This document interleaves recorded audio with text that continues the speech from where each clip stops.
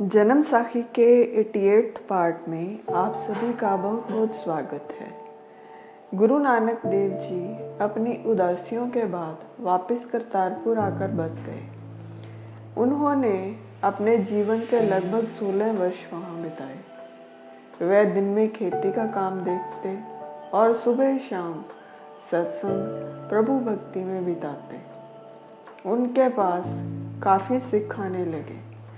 उन्हीं में से एक भाई लैना जी थे। भाई लैना जी का जन्म मत्ते की सराय, जो आजकल मुक्तसर के पास है, वहाँ हुआ। वह शुरू से ही शांत स्वभाव के थे और देवी माँ की पूजा करते थे। हर साल वह ज्वाला जी कई श्रद्धालुओं के साथ जाते थे। 14 साल की उम्र में उनका विवाह माता खीवी जी के साथ हुआ। उनके 2 पुत्र और 2 पुत्रियां थीं। उनके गांव में एक बार डाकुओं ने लूट मचा दी और सब कुछ तहस नहस कर दिया, तो वह खडूर साहिब में जाकर बस गए। वहाँ पर गुरु नानक देव जी का एक सिख रहता था। वह रोज़ सुबह जपजी साहिब की वाणी पढ़ता था। एक दिन भाई लैना जी ने वह वाणी सुनी तो उस सिख के पास जाकर उससे पूछा कि वह किसकी वाणी गा रहा है। उसने बताया, गुरु नानक देव जी की, जो कि मेरे गुरु हैं। तो भाई लैना जी के मन में विचार आया कि जिसके वचन सुनते ही मन में चैन आ जाता है, उसे ही गुरु धारण करना चाहिए। और गुरु नानक देव जी से मिलने की तीव्र इच्छा पैदा हो गई। कुछ समय बीता तो ज्वाला जी जाने का समय आ गया। उन्होंने देवी माँ को चढ़ाने के लिए सोने की पायल लिया। भाई लैना जी के साथ कई लोग देवी माँ की पूजा के लिए चल पड़े। रास्ते में जाते हुए वह करतारपुर में ठहरे तो उनके साथ आए लोगों ने भाई लैना जी को बताया कि यहाँ नानक तपा रहता है, जिसकी वाणी का तुम गुणगान करते हो। यह सुन भाई लैना जी ने कहा, आप सब यहीं ठहरो, मैं उनके दर्शन करके आता हूँ, उसके बाद ही आगे जाएंगे। और वह घोड़ी पर सवार होकर करतारपुर में चले गए। उधर गुरु नानक देव जी मन में विचार करते हैं कि मेरा वो श्रद्धालु आ रहा है जो मेरे राज का धनी होगा। और वह अपने प्यारे लैना जी को मिलने के लिए रास्ते में खड़े हो गए। भाई लैना जी घोड़ी पर सवार जा रहे थे। रास्ते में एक मनुष्य मिला।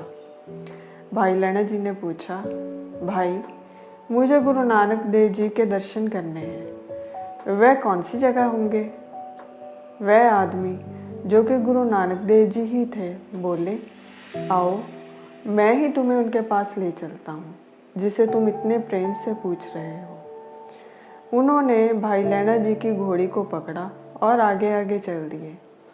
जब वह घर पहुंचे तो उन्होंने कहा, घोड़ी को सामने लकड़ी से बांध दो और जो द्वार सामने नजर आ रहा है उसमें प्रवेश कर जाओ, तुम्हें उनके दर्शन हो जाएंगे। इस तरह कहकर वह घर के पीछे के छोटे दरवाजे से अंदर चले गए। भाई लैना जी ने घोड़ी से उतरकर उसे बांधा और सामने के दरवाजे से प्रवेश किया। वह सामने बैठे व्यक्ति को देखकर हैरान रह जाते हैं कि यह तो वही है जिसने मुझे रास्ता दिखाया था। इस पर वह बहुत शर्मिंदा हुए। उनका मन अपराध बोध से भर गया। वह बोले, मुझसे बहुत बड़ी भूल हो गई। मैं खुद घोड़ी पर सवार रहा और आप आगे पैदल चलते रहे। अगर मुझे पता होता तो मैं आपको घोड़ी पर बिठाकर लाता। और उनके चरणों में गिर गए। गुरुजी ने पूछा, क्या तुम्हारे यहाँ सब कुशल मंगल है? भाई लैना जी बोले, आपके दर्शनों से तो परमानंद हो गया है। फिर वह मन में विचार करते हैं कि अगर यह स्वयं मुझे घर जाने की आज्ञा दे तो पूरी श्रद्धा और रीत से फिर से आऊं। और इसके बाद माता के दर्शनों को जाने की जो तैयारी की थी वह तत्काल वहीं त्याग दी। गुरुजी ने पूछा, तुम जहाँ जाने के लिए घर से चले थे वहाँ क्यों नहीं जाते? भाई लैना प्रेम में भीग कर बोले, अगर कोई घर से शहर ढूंढने निकला हो और उसके हाथ में अमृत आ जाए तो वह शहद के पीछे क्यों जाएगा? मुस्कुराते हुए गुरु नानक देव जी बोले, तुम कहाँ के रहने वाले हो? तुम्हारा नाम क्या है? भाई लैना जी ने बताया, मैं खडूर का रहने वाला हूँ और मेरा नाम लहणा है।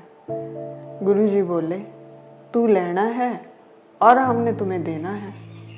अब तुम घर वापस जाओ, यहाँ फिर आना। भाई लैना ने मन में सोचा, यह तो अंतर्यामी है, इन्होंने तो मेरे मन की बात जान ली। फिर उन्होंने गुरु जी से विदा ली और वापस अपने साथियों से आकर मिल गए और बोले, अब सभी को मेरी राम राम है, अब मेरी इच्छा घर जाने की है।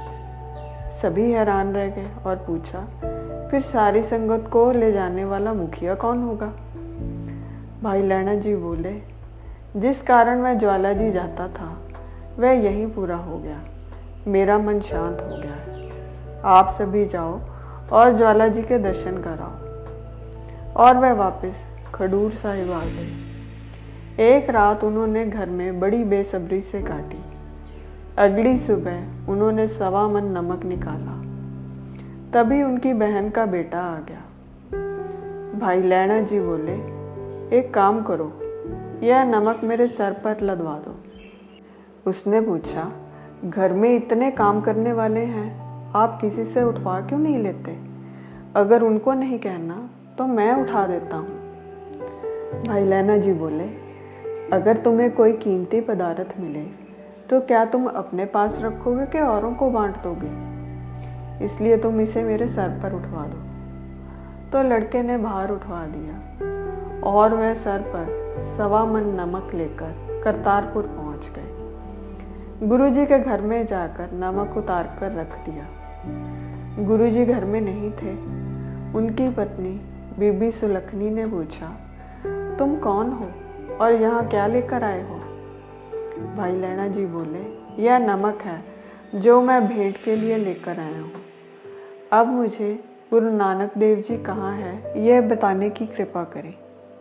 माता जी ने बताया कि वह तो चावल के खेत में काम करने गए हैं। भाई लैना जी उसी दिशा में चले गए। वहाँ गुरुजी घास निकाल रहे थे। भाई लैना जी ने जाकर नमस्कार की और कहा, मुझे भी एक रंबी घास खोदने के लिए दे दें। और वह भी धान में से घास निकालने लगे। कुछ समय बाद गुरुजी ने कहा, यह काम तुमसे नहीं होता, तुम घास की जगह धान निकाल रहे हो, आओ तुम्हें कोई और काम दूं। फिर उन्होंने निकाले हुए घास को बांधकर घर ले जाने की आज्ञा दी। भाई लैना जी ने वह घास बांधा और अपने सर पर उठा लिया। उसमें से कीचड़ टपक रहा था, जिससे भाई लैना जी के सारे वस्त्र गंदे हो गए। उन्होंने वह घास घर ले जाकर रख दिया। माता सुलखनी जी उन्हें देखकर हैरान रह गई। मन में सोचा, यह बेचारा तो इतनी दूर से आया, पर यहाँ उसका अनादर हो गया। जब गुरुजी घर लौटे तो माता जी ने उन्हें शिकायत की कि आपने कीचड़ वाला घास इससे क्यों उठवाया? देखो, उसके सारे वस्त्र गंदे हो गए हैं। आप इस तरह का व्यवहार करेंगे तो कोई दूसरी बार यहाँ क्यों आएगा?